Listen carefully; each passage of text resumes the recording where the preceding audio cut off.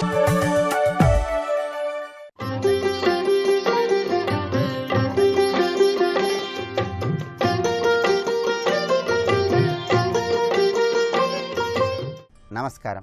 ప్రేక్షకులందరికీ శుభోదయం. ఈనాటి శుభయోగం శీర్షికన దేవాలయ దర్శనానికి వెళ్ళినప్పుడు ఆ దేవాలయ దర్శనంలో ఉన్నటువంటి విశేషాంశాలను గురించి పరిశీలిద్దాం.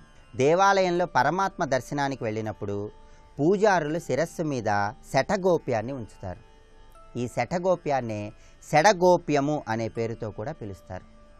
షడగోప్యము అంటే అర్థం ఏంటంటే ఎవరికీ వినిపించని రీతిలో మనస్సులో కోరికలు తలుచుకోవటము అని అర్థం. అందువల్ల పూజారులు శిరస్సు మీద ఈ షడగోప్యాన్ని ఉంచినప్పుడు మనస్సులో పరమాత్మను ప్రార్థిస్తూ కోరికలు కోరుకున్నట్లయితే పరమాత్మ అనుగ్రహం ద్వారా ఆ కోరికలు సిద్ధింపజేసుకోవచ్చు. అలాగే అరిషడ్వర్గాలు మనస్సుని కల్లోలపరచకుండా ఉండాలని కోరుకోవటం కూడా షడగోప్యాన్ని శిరస్సు మీద ఉంచుకోవటంలో దాగిన పరమార్థంగా ప్రతి ఒక్కరూ గుర్తించాలి. దేవాలయంలో పూజారులు శిరస్సు మీద ఉంచేటటువంటి ఈ శఠగోప్యాన్ని లేదా షడగోప్యాన్ని మనం పరిశీలించినట్లయితే ఈ శఠగోప్యం పైభాగంలో 2 పాదాలు మనకు కనిపిస్తాయి. ఆ 2 పాదాల ముద్రలు కూడా స్వామివారి పాదాలకు సంకేతంగా భావించాలి. ఆ పాదాలున్నటువంటి శఠగోపాన్ని మన శిరస్సు మీద ఉంచుకున్నట్లయితే మన శిరస్సుని ఆయన పాదాల కింద ఉంచి ఆయనను మన శిరస్సు మీద మోస్తున్నట్లుగా దీనిలో ఉన్న పరమార్థం. అంటే సాక్షాత్తు ఆ పరమాత్మను మన శిరస్సు మీద ఉంచి ఆ పరమాత్మ భారాన్ని మనం మోస్తూ పరమాత్మకు మనం సేవ చేస్తున్నాము అని ప్రార్థించడమే ఈ షడగోప్యాన్ని శిరస్సు మీద ఉంచుకోవటంలో దాగిన పరమార్థంగా ప్రతి ఒక్కరూ అర్థం చేసుకోవాలి. అందుకే ఈ షడగోప్యాన్ని పూజారుల శిరస్సు మీద ఉంచినప్పుడు దీనికి సంబంధించిన ఒక అద్భుతమైన శ్లోకం ఉంది. హిరణ్య గర్భాది సురాసురాణం కిరీట మాణిక్య విరాజిత మండితం శివస్య త్వత్పాద సరోజయుగ్మం మదీయమూర్ధానం అలంకరోతు. ఈ శ్లోకంలో ఉన్నటువంటి అర్థాన్ని మనం పరిశీలిస్తే హిరణ్య గర్భాది సురాసురాణం కిరీట మాణిక్య విరాజిత మండితం అంటే ఎంతోమంది దేవతలు అద్భుతమైనటువంటి కాంతులతో ప్రకాశించేటటువంటి మణులు కలిగి ఉన్నటువంటి కిరీటాలను ధరించి శివస్య త్వత్పాద సరోజయుగ్మం మదీయమూర్ధానం అలంకరోతు. స్వామివారి ఆ పాదాలను మణులతో అలంకరించబడినటువంటి ఆ కిరీటాల మీద ఉంచి స్వామివారి పాదాలను మోస్తున్నట్లుగా నేను కూడా స్వామివారిని మోస్తున్నాను అని ప్రార్థించటమే ఈ శ్లోకంలో ఉన్నటువంటి అంతరార్థం. పరమాత్మనే మనం మోస్తున్నామనేటటువంటి భావంలో ఉండి మన అరిషడ్వర్గాలను నియంత్రణలో ఉంచుకుంటూ మనస్సులో నిష్కల్మషమైనటువంటి కోరికలను కోరుకుంటూ పరమాత్మను సేవించుకోవటమే ఈ శఠగోపాన్ని శిరస్సు మీద ఉంచుకోవటంలో దాగిన పరమార్థంగా శాస్త్రాలలో వివరించడం జరిగింది. ఆ తర్వాత పూజారులు అర్చక స్వాములు భక్తుల శిరస్సు మీద అక్షతలు వేస్తారు. ఆ అక్షతల ద్వారా ప్రతి ఒక్కరూ కూడా చక్కటి శుభ ఫలితాలను సిద్ధింపజేసుకోవచ్చు. అనారోగ్య సమస్యలు ఉన్న వాళ్ళు ఎవరైనా సరే అనారోగ్య సమస్యల తీవ్రతను తగ్గింపజేసుకోవటానికి ఎవరైనా సరే వాళ్ళు జన్మించిన జన్మ నక్షత్రానికి ఎవరు అధిపతిగా ఉన్నారో చూసుకోవాలి, లేదా వాళ్ళ రాశికి ఎవరు అధిపతిగా ఉన్నారో చూసుకోవాలి. ఏ గ్రహం నక్షత్రానికి అధిపతిగా ఉందో చూసుకొని ఏ గ్రహం వాళ్ళ రాశికి అధిపతిగా ఉందో చూసుకొని ఆ గ్రహానికి అధిష్టాన దేవత ఎవరో తెలుసుకొని ఆ అధిష్టాన దేవతకు సంబంధించిన ఆలయ దర్శనం చేసుకోవాలి. అలా చేసుకున్నట్లయితే అనారోగ్య సమస్యల తీవ్రతను తగ్గింపజేసుకొని ఆరోగ్యపరంగా చక్కటి ప్రయోజనాలను సిద్ధింపజేసుకోవచ్చు. ప్రత్యేకంగా శక్తి స్వరూపిణి అయినటువంటి అమ్మవారి దేవాలయాలు సాయంకాలం పూట దర్శనం చేసుకున్నట్లయితే ఉత్తమమైనటువంటి ఫలితాలను సిద్ధింపజేసుకొని అమ్మవారి అనుగ్రహానికి సులభంగా పాత్రలు కావచ్చు.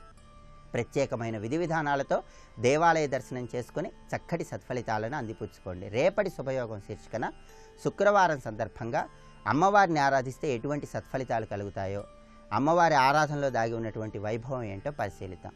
నమస్కారం.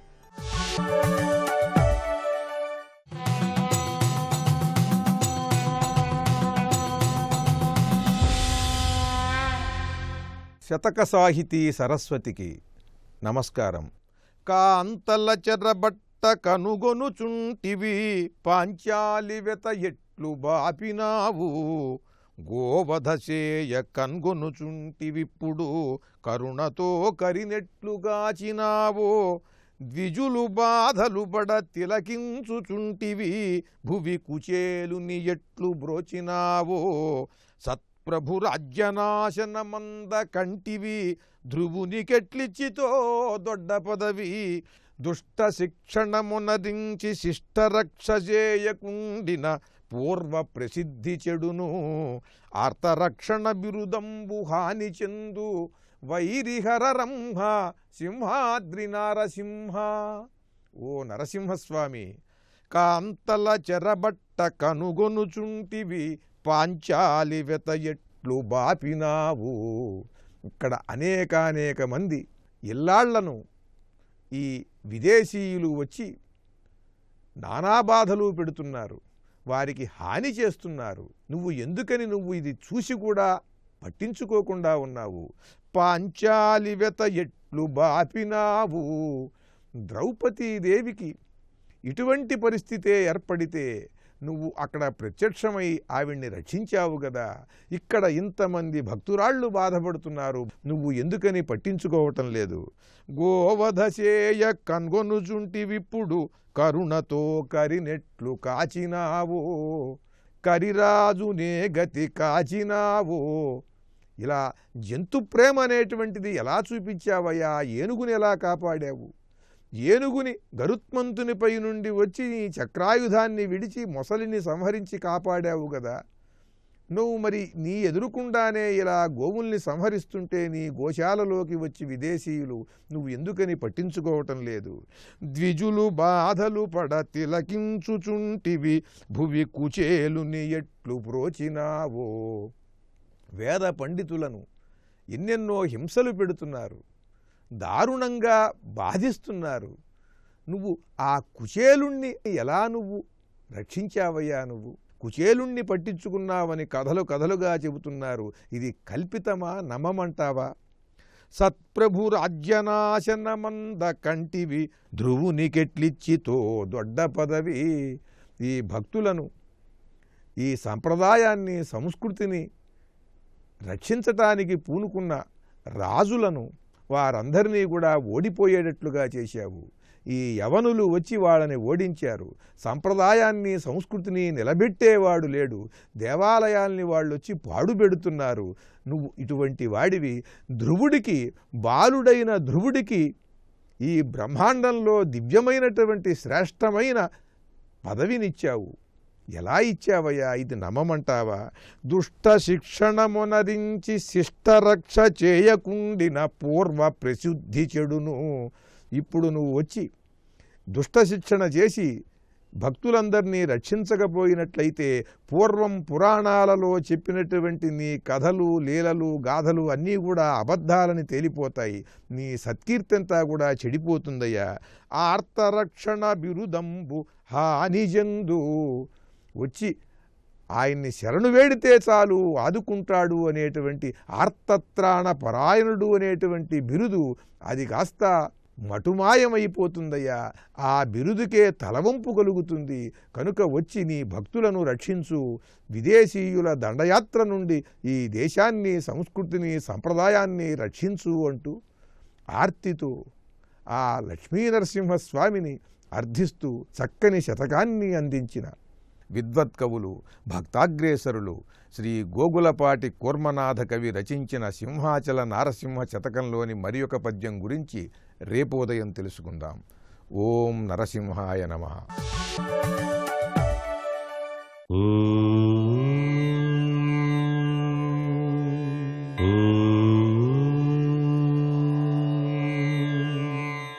ఓం నమో నారాయణాయ. ఓం నమః శివాయ. ఈరోజు గురువారం, షష్ఠీ తిథి. షష్ఠి అనగానే సుబ్రహ్మణ్యేశ్వర స్వామి మనకు సహసిద్ధంగా గుర్తుకు రావాలి. ఆయనకి శరవణ భవ అనేటువంటి నామం కూడా ఉంది. ఈ రోజున ఎవరైతే పాయసాన్నం నైవేద్యంగా సమర్పిస్తారో చక్కటి యోగవంతమైన జీవితం లభ్యపడుతుంది. అంతేకాకుండా సుబ్రహ్మణ్యేశ్వర స్వామికి పాలతో అభిషేకం సర్వే సర్వత్రా సుఖ సంపదలను ప్రసాదిస్తుంది. ఆయనకి గుహుడు అనేటువంటి పేరు కూడా ఉంది. గుహుడు అనేటువంటి పేరులో వేదాంతపరంగా హృదయం అంటే గుహ అని అర్థం. అంటే మన హృదయంలో స్వామి ఉన్నట్టు అర్థం. హృదయం లోపల ఉండే చైతన్య స్వరూపమే ఆ యొక్క సుబ్రహ్మణ్యేశ్వరుడు అని చెప్పేసి మనం అర్థం చేసుకున్నాం. ఓం గుహాయ నమః అని చెప్పేసి ఎవరైతే ప్రతినిత్యం కూడా ధ్యానం చేస్తారో, ఓం గుహాయ నమః అని చెప్పేసి ఈ మంత్రం వల్ల మనలో చైతన్యానికి శక్తి పెరుగుతుంది. అంతేకాకుండా స్వామి అనుగ్రహంతో సకల మనోవాంఛలన్నీ కూడాను నెరవేరుతాయి. సకల మనోవాంఛలన్నీ నెరవేరడానికి ఇది బాగా సహకరిస్తుంది. వివాహం, ఉద్యోగం, వ్యాపారం వీటన్నిటిలోనూ కూడా విజయాన్ని సాధించడానికి ఆ సుబ్రహ్మణ్యేశ్వర స్వామిని ఓం గుహాయ నమః అని చెప్పేసి ఈ యొక్క షష్ఠీ తిథి నాడు గనక ధ్యానం చేసినట్లయితే సర్వే సర్వత్రా సుఖం చేకూరుతుంది అని చెప్పడంలో ఏమాత్రం సందేహం లేదు సుమా. సర్వే జనా సుఖినో భవంతు.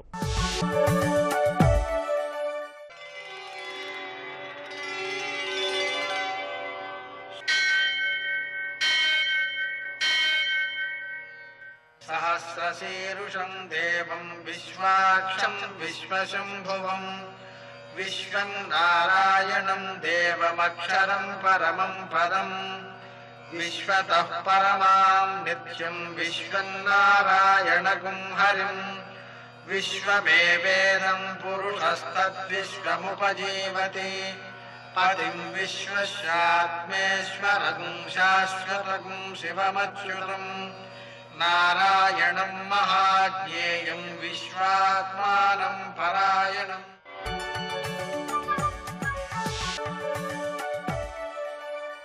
सूर्यशौर्यमथेन्दुरिन्द्रपदवी सन्मङ्गलं मङ्गलम्. नमस्ते भगवन्देव दत्तात्रेय जगत्प्रभो सर्वबाधा प्रशमनं कुरु शांतिं प्रयच्छ मे. నేటి కాలమాన విశేషాలను గమనిద్దాం. స్వస్తి శ్రీ చాంద్రమాన హేమలంబనామ సంవత్సరం ఉత్తరాయణం గ్రీష్మ ఋతువు జ్యేష్ఠమాసం కృష్ణపక్షం గురువారం. సూర్యోదయం 5:45 సూర్యాస్తమయం 6:47. తిథి షష్ఠి తెల్లవారుజామున 5:07 వరకు. నక్షత్రం ధనిష్ట సాయంకాలం 5:10 వరకు. వర్జం రాత్రి 12:42 నుంచి 2:22 వరకు. దుర్ముహూర్తం ఉదయం 10:06 నుంచి 10:58 వరకు. మరల మధ్యాహ్నం 3:18 నుంచి 4:11 వరకు. అమృతకాలం ఉదయం 6:02 నుంచి 7:45 వరకు. రాహుకాలం గురువారం కాబట్టి మధ్యాహ్నం 1:30 నుంచి 3 గంటల వరకు. అష్టకవర్గ రీత్యా శుభప్రదమైన సమయం ఉదయం 7 గంటలకి. నేటి విశేషం అష్టకవర్గ రీత్యా శుభ సమయము మరియు అమృతకాలము కలిసి వచ్చిన దృష్ట్యా ఎవరైతే ఆరోగ్యం కోసం మందులు కొనుక్కోలేరో వాళ్ళకి మన శక్తిని అనుసరించి వాళ్ళకి కావలసిన మందులు కొని వాళ్ళకి ఇవ్వడం, వీటి ద్వారా పరిపూర్ణమైనటువంటి సత్ఫలితాలు, ఆరోగ్యము అన్నీ కూడా సిద్ధిస్తాయి. ఈరోజు విశేషం ఏంటంటే శుభ సమయము, అమృతకాలము, సంక్రాంతి పుణ్యకాలం ఈ మొత్తం కలిసినాయి కాబట్టి ఇప్పుడు చేసేటువంటి దానాలన్నీ కూడా చాలా చాలా విశేషమైన సత్ఫలితాలను ఇస్తాయి.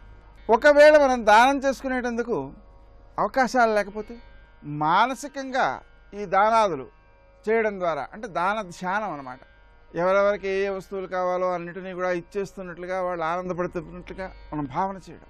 అలా చేయడం ద్వారా మనకు పరిపూర్ణమైనటువంటి దానం చేసిన ఫలితమే వస్తుంది. కలికాలంలో ఆ ప్రత్యేకమైన వరం దీనికి ఇచ్చారనమాట. అంటే కలియుగంలో మనసుతో చేసిన పుణ్యాలన్నీ పరిగణించబడతాయి కాబట్టి మనం దాన ధ్యానం చేయడం ద్వారా కూడా దానం చేసినటువంటి ఉత్తమ ఫలితాన్నే పొందుతాం. మరో విశేషం, తెల్లవారుజామున 5:41 మిథున సంక్రమణం జరగడం వల్ల సూర్యోదయంతో ప్రారంభించి మధ్యాహ్నం 12 గంటల వరకు కూడా మిథున సంక్రమణ ప్రయుక్తమైన షడశీతి పుణ్యకాలం అనేటువంటిది ఒకటి ఉంటుంది. ఈ సంక్రాంతికి సంబంధించిన పుణ్యకాలాన్ని మనం దృష్టిలో పెట్టుకుని పెరుగు దానం చేయడం, మనకు కావాల్సిన వస్తువులన్నీ దానం చేయడం, పితృదేవతలను ఆరాధించడం, తర్పణాలు ఇవ్వడం, దేవతలను ఆరాధించడం, ఋషులను ఆరాధించడం, మరో విశేషం, గురువారం సందర్భంగా దత్తాత్రేయ ఆరాధన, అలాగే శనగలతో శనగపిండితో తయారు చేసినటువంటి పదార్థాలు ఏవైతే ఉన్నాయో వాటిని దత్తాత్రేయుని యొక్క అవతారాల ఆలయాలలో వాటిని సమర్పించడం, వాటిని ప్రసాదంగా భక్తులందరికీ పంచటం మొదలైన చర్యల ద్వారా గురుగ్రహాన్ని పొందవచ్చు. ఆ గురు దోషాలను మనం తొలగించుకోవచ్చు. నేటి ఆణిముత్యాలు.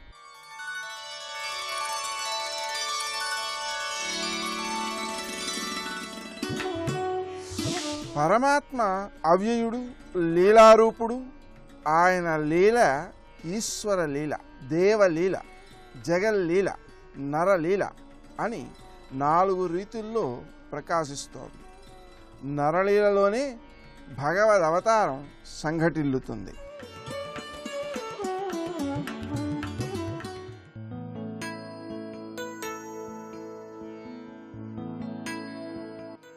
ఆనందానికి రూపం లేదు, ఆరాధనకి ఆకారం లేదు. మన చుట్టూ ఉన్న ప్రకృతిని, మనం తాగే నీటిని, తినే తిండిని, చేసే పనిని, జీవితంలో ప్రతి నిమిషాన్ని ఆరాధించటమే నిజమైన ఆనందం.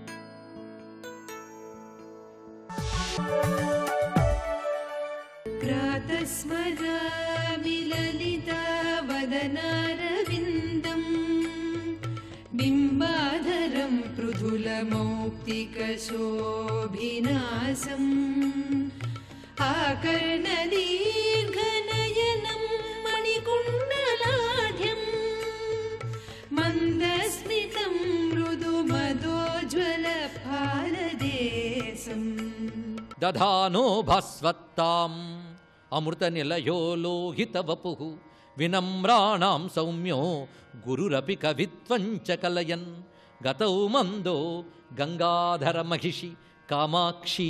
సంబోధన చూడండి ఎంత చక్కగా చేశారు అమ్మవారికి. గంగాధర మహిషి, మహిషి అంటే పట్టపురాణి అని అర్థం. గంగాధర మహిషి అంటే గంగాధరుని పట్టపురాణి. ఓ కామాక్షి, భజతాం నమస్కరించిన వారికి ఇన్ని విధములుగా అనుగ్రహిస్తున్నటువంటి తమక్కే తుర్మాత తవ చరణ పద్మో విజయతే. ఇటువంటి భవ్య శ్లోకానికి నమస్కారం చేసుకుని తర్వాత ఈ శ్లోక సంఖ్య 59, పాదారవింద శతకంలో 59 శ్లోక సంఖ్య. తర్వాత 64వ శ్లోకంలోకి వెళుతున్నాం. ఇది కూడా ఇవన్నీ అమ్మ పాదధ్యాన ఫలాన్ని చెప్తూ పాదాలను వర్ణిస్తుందండి. ఇక్కడ మహాభాష్య వ్యాఖ్యా పటుశయనమారోపయతి వా స్మరవ్యాపారేష్యాపిశున నిటలం కారయతి వా ద్విరేఫాణామధ్యాసయతి సతతం వాధివసతిం ప్రణమ్రాన్ కామాక్ష్యా పదనలిన మాహాత్మ్య గరిమా. ఇదొక భవ్యమైనటువంటి శ్లోకం. అమ్మవారి పాదాలని ధ్యానించితే ఆ నమస్కరించిన వారికి అమ్మ ఎటువంటి గొప్పతనాన్ని ఇస్తున్నదో చూడండి. అమ్మ పాదాలను నమస్కరించిన వారు గొప్పతనాన్ని పొందుతారు. అంటే అమ్మ పాదాల ముందు తల వంచిన వాళ్ళు లోకంలో తలెత్తుకు తిరగగలరు. తెలుసుకోండి. ఇక్కడ అమ్మ దగ్గర నమ్రులమైతే ఎక్కడైనా ధైర్యంగా తిరగచ్చండి. ఆ స్థితి అమ్మిస్తున్నది. అది గౌరవం. పైగా అమ్మ పాదాలకి నమస్కరించిన వాడిని ఇతరులు నమస్కరిస్తారట. ఆ స్థితిని ఇస్తున్నది. ఎలాంటి ఉత్కృష్ట స్థితిని ఇస్తున్నదో ఈ శ్లోకం చెప్తున్నారు. ఇందులో కూడా మళ్ళీ 2 అర్థాలు. ధ్వని ఉంటేనే కదా కవిత్వం. ఆ రెండవ భావం కూడా చూడండి. ముందు మొదటి భావం, మహాభాష్య వ్యాఖ్యా పటుశయనమారోపయతివ. అమ్మ పాదాలకి నమస్కారం చేస్తే మహాభాష్యానికి వ్యాఖ్యానం చేయగలిగే శయ్యని ఇస్తున్నది అన్నారు. ఆ శయ్యపై కూర్చోబెడుతుందట. శయ్యపై కూర్చోబెట్టడం అంటే హాయిగా పడుకోవడం అండి. హాయిగా పడుకోవడం. శయ్యనమారోపయతి అంటే శయ్యపై కూర్చోబెడుతున్న అన్నదానికి అర్థం ఏంటంటే అక్కడ ఒక నైపుణ్యమునిస్తున్నది, పట్టునిస్తున్నది, అథారిటీ అని అర్థం అనమాట. అథారిటీ ఇస్తుందట. దేని మీద అథారిటీ ఇస్తున్నది? మహాభాష్యానికి వ్యాఖ్యానం చెప్పగలిగేటటువంటి నైపుణ్యాన్ని ఇస్తుంది. కావ్యంలో శయ్య అని ఒక మాట ఉన్నది. అంటే అన్ని విధాల పటిష్టమైనటువంటి రచనని, ఆ సంప్రదాయాన్న శైలిని శయ్య అంటారు. అదేవిధంగా మహాభాష్యానికి వ్యాఖ్యానం చెప్పగలిగేటటువంటి పాండిత్యములో అతన్ని నిపుణుణ్ణి చేస్తున్నది అన్నారు. అంటే జ్ఞానాన్ని పెంచుతోంది. అమ్మ పాదాలకు నమస్కారం చేస్తే తెలివితేటలు పెరుగుతాయి. ఎందుకంటే తల తీసుకెళ్ళి ఎక్కడ పెట్టావు? పాదాల దగ్గర కదా. అక్కడ పెట్టడం చేత పాద ప్రభావంతో ఈ తలలోకి శక్తి ప్రవేశిస్తుంది. ఆ శక్తి జ్ఞానం అక్కడ. అయితే ఇక్కడ మహాభాష్య వ్యాఖ్య అంటే ఏంటో తెలియాలండి. మహాభాష్యం అంటే ఏమిటి? ప్రతిదానికి శాస్త్ర శబ్దాలు రాసినవాడు మౌఖిక సామాన్యుడు కాడు. శాస్త్ర శబ్దాలు. మహాభాష్యం అంటే పాతంజలి భాష్యానికి మహాభాష్యం అని అంటారు. అంటే పాణిని తెలుసు కదా, ఈ పాణిని శబ్దశాస్త్రంలో మహాత్ముడు. ఇప్పటికీ ప్రపంచంలో మొత్తం మేధావులు అంగీకరిస్తున్నది ఏంటంటే అంత జ్ఞానాన్ని ఇంత సూత్రంలో చెప్పగలిగిన తెలివి భారతీయ ఋషులకు మాత్రమే ఉంది. దానికి ఉదాహరణ పాణిని అష్టాధ్యాయి అన్నారండి. 18 అధ్యాయాలు పాణిని అష్టాధ్యాయ సూత్రం. దానికి భాష్యం రచించినవాడు పతంజలి. పాణిని అష్టాధ్యాయికి భాష్యం పతంజలి రాశాడు. అందులో కానీ పాండిత్యం సంపాదించగలిగితే వాడిని మించిన పండితులు లేడండి. అందుకు మహాభాష్యం అంటే అది. ఆ మహాభాష్యానికి వ్యాఖ్యానం చెప్పగలగాలంటే ఎంత పాండిత్యం ఉండాలి. అంత పండితుణ్ణి చేస్తుందిట అమ్మవారి పాదాలకు నమస్కారం చేస్తే. అది ఇక్కడ చెప్తున్నారు. ఆ మహాభాష్యానికి వ్యాఖ్యానం చెప్పగలగడంలో నైపుణ్యాన్ని ఇస్తున్నది. అది భాష్యానికి వ్యాఖ్యానం చెప్పగలిగే శయ్య పైన కూర్చోబెడుతుంది అని చమత్కారం చేశారు ఇక్కడ. దీనికి రెండో అర్థం ఉందండి, తర్వాత చూద్దాం. ముందు ఈ అర్థం తెలుసుకోండి. అంటే ఇక్కడ మొదటి చెప్పడంలో జ్ఞానం ఇస్తున్నదని చెప్పడం. రెండవది స్మర వ్యాపారేర్ష్యా పిశున నిటలం కారయతివా. కామ విషయాల గురించి ప్రస్తావన తెస్తే అమ్మ పాదాలని ఆశ్రయించిన భక్తుడు ఆ కామ విషయాల పట్ల నొసలు చిట్లిస్తాడు ఒక్కసారి. అంటే అర్థం ఏంటి? లౌకికమైన ఈ కామాది వికారాల్ని జయించుతాడు, వాటి పట్ల వైరాగ్యాన్ని పొందుతాడు. అంటే జ్ఞానం ఇస్తున్నది, వైరాగ్యాన్ని ఇస్తున్నది. అది చాలా ముఖ్యమండి. ఎన్ని కబుర్లు చెప్పినా వైరాగ్యం లేనప్పుడు ఏమీ లభించదు. అందుకు శంకరులో ఒకటి చోట చెప్తారు, అఘటన ఘటన పటీయసి మాయా అని. అందుకు శృతి శత సహస్రములు చెప్పిన వారు కూడా లౌకిక విషయాలు కామ విషయాలు వచ్చేటప్పటికల్లా కోరిక దగ్గర పశువులు వలె ప్రవర్తిస్తున్నారే అని ఒక మాట అంటారు శంకరులు. సూత్రభాష్యంలోనే చెప్తారండి, అద్భుతమైన మాట ఇక్కడే. పశ్వాదిభి అని చెప్పినట్టు ఆ పశువులతో ఏమాత్రం అతను తక్కువేం కాడని అలా ప్రవర్తిస్తారట. అలాంటిది అమ్మ పాదాలను ఆశ్రయిస్తే వివేక వైరాగ్యాలు కలిగించి కామాది వికార విషయముల పట్ల నొసలు చిట్టించేలా చేస్తారు. ఇదొకటి. అంటే అమ్మ పాదాల ఆశ్రయం వల్ల వైరాగ్యం లభిస్తుంది. మూడవది విరేఫాణామధ్యాసయతి సతతం వాది వసతిం. తిన్నగా పద్మంలో కూర్చోబెడుతుందట అమ్మవారు. ఇది చూపిస్తున్నారు ఇక్కడ. అంటే పద్మాలపై కూర్చోబెడుతున్నది, పద్మాలకు పైన ఉంచుతున్నది అని అర్థం అన్నమాట. పద్మాలకు పైన అంటే అర్థం ఏంటి? 6 కమలములు దాటిపోయి సహస్రార కమలంలోకి తీసుకువెళుతున్నది. అంటే షట్కమలములు మూలాధారం నుంచి క్రమంగా అన్ని కమలములు దాటి వేసి మహాపద్మం అనబడే సహస్రారంలో కూర్చోబెడుతుంది. అప్పుడు వాడు ఎక్కడ కూర్చున్నట్టు? పద్మం వాడి క్రింద ఉంది, వాడు పద్మం మీద కూర్చున్నాడు. అంటే సహస్రార కమలంలోకి తీసుకువెళ్ళిపోతుంది. ఇది అమ్మ పాదాలని ఆశ్రయించిన వారికి అమ్మ ఇచ్చే స్థితి ఏమిటి? మహాభాష్య వ్యాఖ్యానం అనే శయ్యపై కూర్చోబెడుతున్నది, కామ వికారముల పట్ల నొసలు చిట్టించేలా చేస్తున్నది, పద్మములపై కూర్చోబెడుతున్నది. ఇది చూపించారు. అంటే వాడిని యోగంలో గొప్పవాడిని చేస్తుందని మూడవ దాని భావం. మొదటి దాని భావము జ్ఞానాన్ని ఇస్తున్నది, రెండవ దాని భావము వైరాగ్యాన్ని ఇస్తున్నది, మూడవ భావం ఏమిటి? యోగంలో ఆరూఢుడిని చేస్తుంది. ఇది కదా దీని భావం. మరొక భావం చూడండి. మొదటిది మహాభాష్య వ్యాఖ్య అనే శయ్యపై కూర్చోబెడుతున్నది. అంటే అర్థం ఏమిటి? అమ్మ పాదాలను ఆశ్రయిస్తే వాడిని ఎక్కడికి తీసుకుపోతుందంటే విష్ణుత్వ బ్రహ్మత్వ శివత్వాలు ఇచ్చేస్తుంది. సృష్టి స్థితిలయ కారకులతో సమానంగా చేస్తున్నది అమ్మ పాదాలను ఆశ్రయిస్తే. అది చెప్తున్నారు ఇక్కడ. మూడవ భావం ఇది. బ్రహ్మ విష్ణు రుద్రాదులు కూడా అమ్మ కనుసైగలతో పనిచేసేవాళ్ళు కదా, అందుకు ఆ స్థితికి తీసుకువెళుతోంది అమ్మ పాదాశ్రయము. అది దీని యొక్క భావం. ఇక్కడ చూస్తే 2 భావాలు ఎలా ధ్వనింపజేశాడో చూసారా? అందుకు మహాభాష్య వ్యాఖ్య శయ్య అన్నప్పుడు ఆ సంప్రదాయం తెలిస్తే మనకి అర్థం తెలుస్తున్నది. స్వస్తి. నమో ఆంజనేయం నమో దివ్యకాయం నమో వాయుపుత్రం నమో సూర్యమిత్రం నమో నిఖిల రక్షాకరం రుద్రరూపం నమో మారుతిం రామదూతం నమామి. గరుత్మంతుణ్ణి ఎలా శోధించిందో అలా ఇక్కడ హనుమని శోధించాలి. బాధ పెట్టినట్టు కనపడాలి. బాధ పెట్టి హనుమ యొక్క గొప్పతనాన్ని లోకానికి చాటాలి. అక్కడ గరుత్మంతుణ్ణి ఎలా పరీక్షించిందో ఇక్కడ అలా హనుమని పరీక్షించడానికి అధికారము కలిగినటువంటిది కద్రువ ఒక్కతే. అందుకే కద్రువని రాక్షసీ రూపంతో రమ్మన్నారు. కద్రువ రాక్షసి రూపాన్ని పొంది వస్తే దాని పేరు సురస. కానీ ఆమె దాక్షాయణి, దక్ష ప్రజాపతి కుమార్తె, కశ్యప ప్రజాపతి యొక్క భార్య. అందుకే వినత కద్రువ ఇద్దరూ కూడా దక్ష ప్రజాపతి కుమార్తెలలో వాళ్లే. అందుకని ఆమె రాక్షసీ రూపాన్ని పొంది వచ్చి అడ్డంగా నించుంది. ఇప్పుడు నిలబడితే స్వామి హనుమ వచ్చేస్తున్నారు. ఆయన్ని చూసింది. చూసి ఆవిడంది, నువ్వు ఒక్కసారి నా నోట్లోకి ప్రవేశించు, భక్షయిష్యామి, నేను తినాలనుకుంటున్నాను ప్రవిష్టోస్మి మమాననం, నా నోట్లోకి నువ్వు రా అంది. తినాలనుకున్న వాళ్ళు తినేస్తారు, అంతేకాని నా నోట్లోకి నువ్వు రా ఏమిటి అంటే పరీక్షిస్తోంది అక్కడ. అంతేకాని సింహిక తినేసినట్లు తినేయాలనుకోవడం ఆవిడ లక్షణం కాదు, శోధించడానికి వచ్చింది. ఇక్కడ వివేకం కావాలి. ఇలా ఎందుకంది ఆ మాట? ప్రవిష్టోస్మి మమాననం అని ఎందుకనాలి? భక్షయిష్యామి, నిన్ను నేను తినేస్తాను, నా నోట్లోకి రా అనరు. తినేయాలనుకున్న వాళ్ళు తినడానికి ఆపేస్తారు వేగాన్ని, ఆపి నోరు తెరిచి పట్టుకుంటారు. ఆవిడ నోరు తెరిచి పట్టుకోవట్లేదు, నోరు తెరిచి రా అంటోంది. ఏమిటి తేడా? ఎందుకని? అది వివేకం అంటే. అది ఉందా హనుమకి? తట్టుకుంటారా రేపు లంకలో? ఇది పరీక్షిస్తున్నారు దేవతలు. వెంటనే ఆయన మహానుభావుడు హనుమ చూశారు, ఇదేదో ప్రతిబంధకం వచ్చిందే, రాక్షసు వచ్చిందే, నోరు తెరిచిందే. ఆయన ఏం బెంగపెట్టుకోలేదు. వెంటనే ప్రహృష్టవదన శ్రీమాన్ ఇదం వచనమబ్రవీత్, ఆయన ముఖంలో సంతోషం అలాగే ఉంది. ఉపాసన చేసేవాడు దైవాన్ని చేరాలనుకునేవాడికి అనేకమైన కష్టాలు వస్తాయి. సురస వచ్చి ఎదురుగుండా నిలబడింది రాక్షసీ రూపంలో, ఆయన బెంగపెట్టుకోలేదు. బెంగపెట్టుకోలేదని చెప్పడానికి మహర్షి అద్భుత ప్రయోగం చేస్తారు. ప్రహృష్టవదన శ్రీమాన్ ఇదం వచనమబ్రవీత్, పరమ సంతోషంతో ఆవిడ వంక చూశారు. చూసి రామకథ చెప్తారు. హనుమ సుందరకాండలో 1కి 10 మాటలు రామకథ చెప్తారు, అందుకు వింటారు సుందరకాండ. కానీ చెప్పేటప్పుడు మళ్ళీ మొత్తం కథంతా చెప్పరు, ఎక్కడ ఎలా చెప్పాలో అలాగే చెప్తారంతే. ఒక్కొక్క చోట సంక్షిప్తంగా చెప్తారు. ఈ పరిస్థితుల్లో రామకథ వివరంగా చెప్పడం కుదరదు. అందుకే ఎంత సంక్షిప్తంగా చెప్పారంటే, రామో దాశరథిర్నామ ప్రవిష్టో దండకాననం లక్ష్మణేన సహభ్రాత వైదేహ్యా చాపిభార్యయా అథవా మైథిలీం దృష్ట్వా రామంచా క్లిష్టకారిణం ఆగమిష్యామితే వక్త్రం సత్యం ప్రతిశృణోమితే అన్నారు.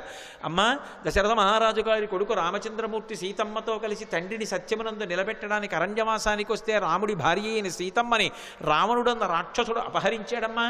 ఆ సీతమ్మ జాడ కనిపెట్టడానికి వెడుతున్నాను, ఒక్కసారి సీతమ్మ జాడ తెలుసుకుని రామచంద్రమూర్తికి చెప్పి వచ్చి నీ నోట్లోకి వచ్చేస్తాను, నన్ను మన్నించమ్మా, వదిలిపెట్టు అన్నారు. ఆవిడ తినేస్తానంటలేదు, పట్టుకోవట్లేదు. ఆవిడంది కుదరదు, ఇది దేవతల వరం, అంటే నిన్ను పరీక్షించాలి, దేవతలు అడిగారు కాబట్టి నువ్వు నా నోట్లోకి వచ్చి వెళ్ళు అంది. నా నోట్లోకి వచ్చాక ఏమో నాకు ఆహారం అయిపోవచ్చు, నువ్వు పరీక్ష తట్టుకోలేకపోవచ్చు, కాబట్టి నా నోట్లోకి వచ్చి వెళ్ళు అంది. ఆయన అన్నారు, అలాగేనా అమ్మ, తప్పదా? అలాగే పెడతాను అన్నారు. పెద్ద శరీరం పెంచారు. ఆ శరీరం పట్టద్దు, ఆవిడ నోరు తెరిచింది. ఇంకొంచెం పెంచారు, ఇంకొంచెం నోరు తెరిచింది. ఆయన అపారమైన వివేకం ఉన్నవాడు, మహానుభావుడు హనుమంటే. సశింక్షిప్యాత్మనక్కాయం బభూవాంగుష్ఠమాత్రక, బొటన వేలంత చిన్నవారైపోయారు అకస్మాత్తుగా. సురస పెద్ద నోరు తెరిచి ఇంకా పెంచుతారనుకుంటోంది. ఆయన బొటన వేలంతా అయిపోయి చటుక్కున లోపలికి వెళ్ళి బయటకు వచ్చేసారు. అమ్మా, ప్రవిష్టోస్మిహితే వక్త్రం దాక్షాయణి నమోస్తుతే గమిష్యే యత్ర వైదేహీ సత్యం జాసీధరస్తవ అన్నారు. అమ్మా, నీ నోట్లోకి వెళ్ళమన్నావు కదా, ప్రవిష్టోస్మిహితే వక్త్రం దాక్షాయణి నమోస్తుతే కనిపెట్టేశారు మహానుభావుడు. మహావివేకశాలి. అమ్మా, నువ్వు దాక్షాయణివి, దక్ష ప్రజాపతి కుమార్తెవి, కద్రువవి, సొరసగా వచ్చావు, నన్ను పరీక్షిస్తున్నావమ్మా, నీకు నమస్కారం. నన్ను తినడం నీ ఉద్దేశ్యం కాదు, శోధిస్తున్నావంతే. అమ్మా, అనుగ్రహించమ్మా, నన్ను ఆశీర్వదించమ్మా, సత్యం దాసీధరస్తవా, నేను వెళ్ళి ఆ వైదేహి జాడ కనిపెట్టాలమ్మా అన్నారు. పొంగిపోయింది ఆవిడ. గరుత్మంతుడిని ఎలా ఆశీర్వదించిందో అలాగే ఆశీర్వదించింది. అర్ధసిద్ధ్యై హరిశ్రేష్ఠ గచ్చ సౌమ్య యథాసుఖం సమానయిష్వ వైదేహీం రాఘవేణ మహాత్మన. నాయనా, నీకు అభయం ఇస్తున్నాను, వెళ్ళు. సంతోషంగా బయలుదేరి వెళ్ళి సీతమ్మ జాడ కనిపెట్టి సీతారాముల్ని కలిపినవాడు హనుమ అనేటటువంటి అద్భుతమైన కీర్తిని పొందు అంది. సుందరకాండకున్న గొప్పతనం ఏమిటో తెలుసా? అక్కడ మైనాకుడు పైకొచ్చాడు. ఆయన ఏమి హనుమ ఆతిథ్యం పుచ్చుకోలేదు. పుచ్చుకోకుండా ఇలా ముట్టుకుని వెళ్ళిపోయారు. వెళ్ళిపోగానే పైకి తేలి ఉన్నాడు కదూ, ఇంద్రుడు వచ్చాడు. ఇంద్రుడు రాగానే తన రెక్కలు తరిగేస్తాడనుకున్నాడు మైనాకుడు. ఆయన అన్నాడు, వచ్చి చూసి, హిరణ్యనాభ శైలేంద్ర పరితిష్టోస్మితే భృజం అభయంతే ప్రయచ్ఛామి తిష్ట సౌమ్య యథాసుఖం అన్నాడు. ఓ మైనాకుడా, నాకు తెలుసు నువ్వు సముద్రంలో ఉన్నావని, ఎప్పుడో అప్పుడు పైకొస్తావు, నీ రెక్కలు తరిగేద్దాం అనుకున్నాను, కానీ రామకార్యం మీద వెడుతున్న హనుమకి ఆతిథ్యం ఇవ్వడానికి నీ రెక్కలు తెగిపోయినా పర్వాలేదని పైకొచ్చావు. ఇవ్వాల నీకు అభయం ఇస్తున్నాను, నీ రెక్కలు తరగను, నువ్వు అలాగే సంతోషంగా కూర్చో, నీ జోలికి రానని వెళ్ళిపోయాడు. మీరు గమనించండి, రామకార్యం మీద వెడుతున్న వాడికి మాట సాయం చేస్తే సంపాతికి కాలిపోయిన రెక్కలు వచ్చాయి. రామకార్యం మీద వెడుతున్న వాడికి గుక్కెడు మంచినీళ్లు ఇవ్వలేదు, తాగలేదు. తాగమని అడిగినందుకు గాను ఉత్తర క్షణంలో ఉన్న రెక్కలు నిలబడ్డాయి భద్రంగా. రామ కథకి సుందరకాండకి ఉండేటటువంటి శక్తిని చెప్పకుండా చెప్తారు మహర్షి. ఇక్కడికి వచ్చేటప్పటికి సురసని దాటి ముందుకెళ్ళిపోతున్నారు. సురస అంటే ఎవరో కాదు, సంసారమే సురస. సంసారాన్ని దాటడం కాదు సుందరకాండ తత్వంగా చెప్పినప్పుడు. సంసారంలోకి ప్రవేశించనంటే కుదరదు. సంసారంలో ప్రవేశించకుండా నేను ఏదో అలా ఉండిపోతానండి అంటే అకస్మాత్తుగా కామము ధర్మమును విడిచి కాటు వేసిందా జారి కింద పడిపోతాడు. కామమునకు అర్థమునకు ధర్మం ఇచ్చి ధర్మము చేత కట్టు వెయ్యాలి. కట్టు వేసి సంసారమునందుండి సంసారమునకు అంటుకోకుండా సంసారాన్ని పరిశీలించి సంసారమునకు నమస్కరించి సంసారము యొక్క అనుగ్రహంతో వైరాగ్యాన్ని పొంది కొబ్బరి పెంకు కట్టుకున్న కొబ్బరి కురిడి అయిపోయిన తర్వాత విడిపోయినట్టు సంసారము నుండి విడివడాలి. అలా విడివడేటటువంటి ప్రజ్ఞ ఏది ఉందో అది సంసారములోకి వెళ్ళి పైకి రావడం, ఆ ప్రజ్ఞని ఆవిష్కరించడం, సురస నోట్లోకి వెళ్ళి పైకి రావడం. కాబట్టి మహానుభావుడు మనకి మార్గాన్ని నేర్పి ఇది కదా సుందరకాండని పేరు పెట్టడానికి మహర్షి ఎంచుకున్నటువంటి అన్వయ క్రమం. లోపలికి వెళ్ళి పైకొచ్చారు, సురస ఆశీర్వచనం పొందారు, మరికొంచెం ముందుకెళ్ళారు. వెళ్ళేటప్పటికీ అకస్మాత్తుగా ఆయన యొక్క గమనం కుంటుపడిపోయింది. ముందుకు వెళ్ళలేకపోతున్నాను, నన్ను ఏదో మహాభూతం ఆపేసింది, నా గమనం కుంటుపడిపోయింది, నా శక్తి క్షీణించిపోయింది, ఎందువలన అని చూశారు. చూసేటప్పటికీ వక్త్రం ప్రసారయామాస పాతాళాంతర సన్నిభౌ, ఒక పెద్ద ప్రాణి ఒకటి నీళ్లల్లో పడుకుని ఉంది. అది దానికి ఒక లక్షణం ఉంది. ప్లవమానంతు తం దృష్ట్వా సింహికా నామరక్షసి మనసా చింతయామాస ప్రవృద్ధా కామరూపిణి. ఇది మీరు జాగ్రత్తగా గమనించాలి. కిష్కింధకాండలో దక్షిణ దిక్కు కెడుతున్నప్పుడు వానరులందరినీ పిలిచాడు సుగ్రీవుడు. ఆయన్ని వాలి వెంట తరిమినప్పుడు భూమండలం అంతా తిరిగాడు. అందుకని ఆయనకి తెలుసు ఎక్కడే ఉందో. అన్ని దిక్కులకి వెళ్ళిన వాళ్ళకి చెప్పాడు. తూర్పు దిక్కు కెడితే ఏముంటుందో చెప్పాడు, ఉత్తరాన్ని చెప్పాడు, పశ్చిమం చెప్పాడు, దక్షిణం చెప్తూ మిగిలిన దిక్కులలో సముద్ర గర్భంలో రాక్షసులు ఉంటారు పురుషస్వరూపంతో. దక్షిణ దిక్కున ఉండేటటువంటి సముద్రంలో రాక్షసి ఉంటుంది, స్త్రీ. ఆమె పేరు అంగారిక అని చెప్పాడు. అంగారిక అన్న మాటకు అర్థం ఏమిటో తెలుసా? అంగములను శోషింపచేయగలిగినటువంటి విద్యుత్ సంబంధమైనటువంటి అగ్నిస్వరూపం. అందుకే సింహస్వరూపంగా ఉంటుంది. సింహిక స్త్రీవాచకం. అది పడుకునుంది, దానికి ఒక శక్తి ఉంది. అది చూసిందనుకోండి, ఆ చూసిన శక్తి చేత ఆపేస్తుంది, అవతల వాళ్ళ యొక్క శక్తి తనకి లాగేస్తుంది.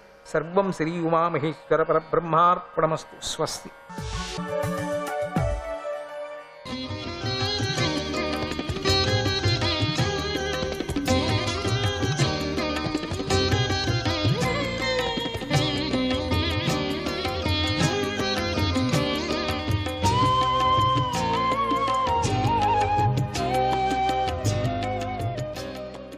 సంకర్షణాయ నమః. అట్లా వేడుకుంటూ ఈయన లేనిదే నేను క్షణకాలమైనా జీవించి ఉండలేను, నేను బ్రతికి ఉన్నా మరణించినట్లే లెక్క, కనుక నువ్వు ఈయనను తినాలని అనుకుంటే ముందుగా నన్నే తినే అంటూ దీనంగా ఆ బ్రాహ్మణుడి భార్య వేడుకుంటూ ఏడవసాగింది. కాని శాపమోహితుడై రాక్షసుడిగా ఉన్నటువంటి సౌదాసుడి గుండె కరగలేదు. పెద్దపల్లి పశువును తిన్నట్లుగా తినేశాడు.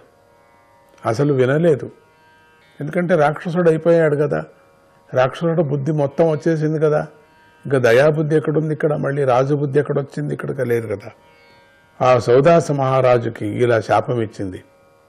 ఓరి పాపి, నువ్వు దుర్బుద్ధివి, సంతాన కోరికతో పీడించబడుతున్న నా భర్తను నువ్వు తినేశావు, కనుక నీకు కూడా సంభోగం వల్లనే మరణం కలుగుతుంది అని శపించింది. అది శాపం. ఆమె తన భర్త పొందిన పుణ్యలోకాన్ని పొందటమే ఏకైక లక్ష్యంగా భావించింది. మిత్రసహుడైన సౌదాస రాక్షసుడిని శపించిన తర్వాత ఆమె అగ్నిని బాగా ప్రజ్వలించేటట్లు చేసింది. తర్వాత ఆమె కూడా ఆ అగ్నిలో ప్రవేశించి భర్త పొందిన లోకానికే చేరుకుంది. ఇంతలో 12 సంవత్సరాలు గడిచాయి. సౌదాస మహారాజుకు రాక్షస రూపం నుండి శాప విముక్తి కలిగింది. అతడు పూర్వ రూపంతో తన రాజధానిని చేరుకున్నాడు. సౌదాసుడి భార్య అయినటువంటి మదయంతికి అడవిలో బ్రాహ్మణ స్త్రీ ఇచ్చిన శాపం గురించి తెలిసింది. ఒక రోజున సౌదాసుడు ఆమెతో క్రీడించాలని అనుకున్నాడు. శాప కారణంగా ఆమె రాజుగారిని వారించింది. ఇక అప్పటి నుంచి సౌదాస మహారాజు ఆ స్త్రీ ముఖాన్ని విడిచిపెట్టాడు, ఆ సుఖాన్ని కూడా విడిచిపెట్టాడు. స్త్రీ ముఖాన్ని సుఖాన్ని కూడా విడిచిపెట్టాడు. ఆయనకు సంతానం లేకుండా పొందింది, పోయింది. ఇటు అంతే, ఇంక సంతానం లేదు, ఏం లేదు. అప్పుడు ఆయన వశిష్ఠ మహర్షిని ప్రార్థించగా వశిష్ఠుడు మదయంతి యందు సంతానాన్ని కన్నాడు. మదయంతి 7 సంవత్సరాల పాటు గర్భాన్ని ధరించిన శిశువు పుట్టలేదు. అప్పుడు ఆమె తన పొట్టపై చేతులతో కొట్టుకుంది. ఒక శిశువు జన్మించాడు. కనుకనే ఆ శిశువుకు అశ్మకుడనే పేరు వచ్చింది. అశ్మకుడి పుత్రుడు మూలకుడు. పరశురాముడు కాలంలో స్త్రీలు ఆ బాలకుడిని అన్ని విధాలుగాను రక్షించాడు. ఆ బాలకుడు నాటి నుండి ఆ బాలకుడు నారీ కవచుడు, స్త్రీలు కవచంగా కలవాడు అని పిలువబడ్డారు. నారీ కవచుడు క్షత్రియ వంశానికి మూల పురుషుడయ్యాడు. అప్పటి నుండి అతడికి మూలకుడని పేరు వచ్చింది. ఆ మూలకుడి పుత్రుడు దశరథుడు. దశరథుడికి పుత్రుడు ఇడవిడుడు. ఆ ఇడవిడుడికి విశ్వసహుడు. విశ్వసహుడికి ఖట్వాంగుడు జన్మించారు. ఆ ఖట్వాంగుడిని యుద్ధంలో జయించడం సాధ్యం కాదు. ఒకసారి దేవతల ప్రార్థన మేరకు ఆయన వారికి సహాయంగా వెళ్లి రాక్షసులను సంహరించాడు. దేవతలు సంతోషించి ఆయనను కావలసిన వరం కోరుకోమన్నారు. ఆయన తనకు ఆయుర్దాయం ఎంత మిగిలి ఉంది అని వారిని అడిగాడు. కేవలం 1 గంట మాత్రమే ఉన్నదని దేవతలు చెప్పారు. వెంటనే ఖట్వాంగుడు తన నగరానికి తిరిగి వచ్చి మనస్సు భగవంతుడిపై లగ్నం చేశాడు. అప్పుడేం 1 గంట ఉంది, ఎన్ని రాజ్యాలు జయించాడు, ఎంతమందిని జయించాడు, ఎన్ని భోగ వస్తువులు వచ్చాయి, అయినప్పటికి కూడా ఏం ప్రయోజనం? 1 గంట ఉంది అంతే. ప్రాణం వచ్చి ఒక్కసారిగా ఇట్లా ఆలోచన చేశాడు. బాల్యంలో నా బుద్ధి ఏనాడూ కూడా అధర్మమందు ప్రవర్తించలేదు. నేను ఎప్పటికీ కూడా మోసం చేయలేదు, అబద్ధం చెప్పలేదు, అధర్మ మార్గంతో నేను వెళ్ళలేదు. నేను ఏ వస్తువును పురుషోత్తముడైన శ్రీహరి కంటే భిన్నంగా నేను చూడలేదు. అన్ని రూపాలు నేను చూస్తున్నాను. వస్తువుల్లో కూడా పరమాత్మనే చూస్తున్నాను. చిన్నప్పటి నుంచి ముల్లోకాలను ప్రభులైన దేవతలు నన్ను ఇష్టానుసారంగా వరం కోరుకోమన్నారు. కానీ నా మనస్సు ప్రాణుల రక్షకుడైనటువంటి శ్రీహరి అందే లగ్నమై ఉంది. కనుక నేను వరాన్ని కోరుకోవటం లేదు. ఇంద్రియాలు మరియు బుద్ధి భోగాలతో ఆకర్షితములైతే వారు దేవతలే అయినప్పటికీ కూడా తమ హృదయమందే ఆత్మరూపుడై ఉన్నటువంటి శ్రీహరిని తెలుసుకోలేరు కదా. అజ్ఞానంలో పడినటువంటి వాళ్ళు ఈశ్వరుడి యొక్క మాయాశక్తితో త్రిగుణాలు సృష్టించబడ్డాయి కదా. ఆ త్రిగుణాల కార్యాలైన శబ్దాది విషయాలు గంధర్వ నగరంలాగా కనిపిస్తాయే గాని వాస్తవంగా లేవు కదా. కానీ జీవుల బుద్ధి యందు వాటిపై ఆసక్తి గట్టిగా నెలకొని ఉంటుంది. అందువల్ల నేను జగత్కర్త అయినటువంటి భగవంతుడి యందు భక్తితో ఆ ఆసక్తిని విడిచిపెట్టి, ఆ అనాసక్తిగా ఉండేటివన్నీ విడిచిపెట్టి ఆ భగవంతుడినే వేడుకుంటున్నాను అని ఆలోచించుకున్నాడు. ఖట్వాంగుడి బుద్ధి నారాయణుని పట్ల ఆకర్షితమైనది కావటంతో ఆయన ఇలా నిశ్చయించుకున్నాడు. వెంటనే అజ్ఞానమైన భేదభావాన్ని విడిచిపెట్టి భగవంతుణ్ణి పొందారు. యత్తద్ బ్రహ్మపరం సూక్ష్మం అశూన్యం శూన్యకల్పితం భగవాన్ వాసుదేవేతి యం గృణంతి సాత్వతాః.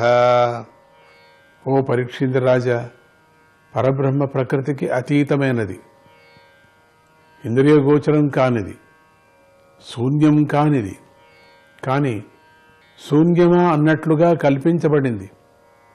సత్వగుణ ప్రధానులైన భక్తులు ఆ పరబ్రహ్మను భగవంతుణ్ణి వాసుదేవుడని వర్ణిస్తున్నారు.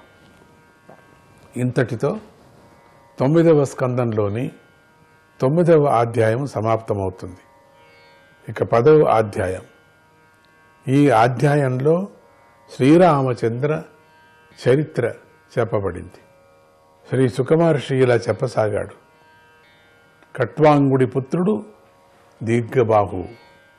అతడి గొప్ప కీర్తిగల రఘువు పుట్టాడు. రఘువుకు అజుడు, అజుడికి దశరథుడు ఇట్లా కలిగారు. సాక్షాత్తు పరబ్రహ్మ అయిన శ్రీహరిని దేవతలంతా ప్రార్థించగా ఆయన తన అంశంతో కూడిన పూర్ణ రూపంతో ఆ దశరథుడికి పుత్రుడయ్యాడు. దశరథుడికి రామ, భరత, లక్ష్మణ, శత్రుఘ్నులని 4 పుత్రులు.